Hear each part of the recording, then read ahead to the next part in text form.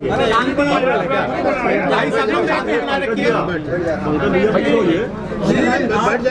से चुनाव लड़ने की खबर से चुनावी सरगर्मियां बढ़ गई है, क्या कहना चाहती है, क्या उद्देश्य है? उद्देश्य तो आप सब जानते हैं कि हमारा किन्नर समाज, आपका किन्नर समाज, आपका अर्धनारीश्वर समाज है कि नहीं, वो आपका ही है ना।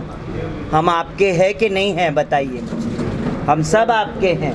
तो हम हमारे किन्नर समाज के उत्थान की बात करते हैं। आज इतने सारे चुनाव हो गए, 10 वर्ष से हमारी सरकार है ना, है कि नहीं है बीजेपी सरकार?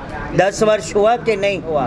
इन 10 वर्षों में एक बार भी कभी ऐसा सोचा कि हमारे राजा ने ये सोचा कि हमारे समाज के अंदर एक ऐसा समाज भी है जो है किन्नर समाज, जो है अर्धनारीश्वर समाज, जो है ब्रह्मनल्ला का वंशज, जो है श्रीखंडी का वंशज और जो है अर्धनारीश्वर का वंशज। सिर्फ 10 वर्षों में ही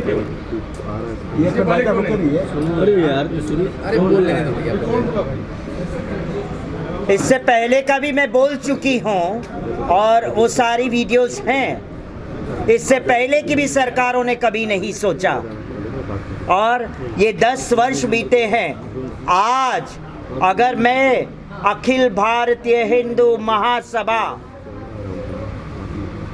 से लोकसभा चुनाव और वो भी वाराणसी से लड़ रही हूँ तो उसका रीज़न यही है कि आज तक आपने किन्नर समाज के लिए एक भी सीट आरक्षित नहीं की।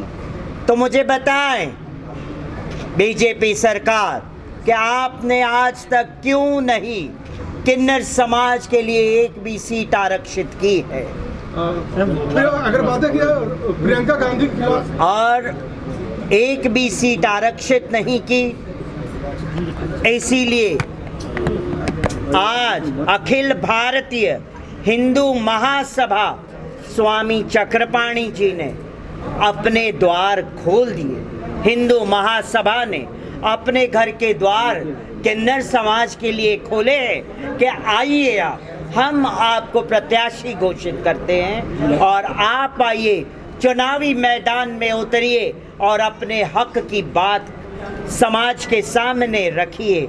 और बीजेपी सरकार ने हम किन्नर समाज के लिए अपने द्वार बंद कर दिए। अगर द्वार खुले रखे होते तो आज आपके सामने मैं इस तरह से अपनी बात के लिए, अपने समाज के लिए मैं भीख न मांगती। जी, बनारस संसदीय सीट चुनने के लिए ही क्यों? और भी तो सीट हो सकती है। देखिए जी, बनारस, आप सब कहते हैं कि बनारस मोदी जी का गढ़ है ना, तो मैं उसी गढ़ से खड़ी होंगी ना, तभी तो मेरी बात पूरे समाज पे पहुंच पाएगी। एक किन्नर की बात, एक अर्धनारीश्वर की बात, एक ट्रांसजेंडर वर्ग की बात पूरे वर्ल्ड में बात पहुंच पाएगी। आप देखिए देश विदेशों में भी किन्नर समाज की बहुत सम्मान है, उन्हें कई सारे हक लागू है, मगर हमारा भारतवर्ष में आज भी किन्नर समाज को समाज के सामने अपने लिए भीख मांगना पड़ता है, झोली फैला फैला के भीख मांगना पड़ता है। क्यों? अगर आपने किन्नर समाज का उत्थान किया होता, किन्नर समाज को एक भी सीट किन्नर समाज के लिए आरक्षित किया होता और कोई किन्नर, मैं अपनी बात नहीं करती हूँ, किसी भी किन्नर को आपने संसद में बैठने की जगह दी होती तो वो अपने किन्नर समाज का प्रतिनिधित्व करता और अपने समाज की बात संसद में रखता। मैं गलत कह रही हूँ या सही कह रही हूँ?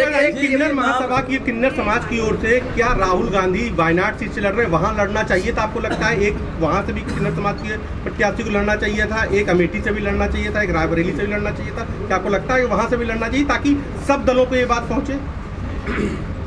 ये बात आपने सही कहा है। अभी तो शुरुआत हुई है, अभी तो शुरुआत हुई है और ये शुरुआत बनारस से अर्धनारीश्वर की भूमि से हुई है। एक अर्धनारीश्वर अर्धनारेश्वर की भूमि से शुरुआत करेगी। उसके बाद अलग अलग जगहों से किन्नर समाज खड़ा रहेगा और प्रतिनिधित्व करेगा और शंखनाद करेगा। बताएं ना, बनारस जो है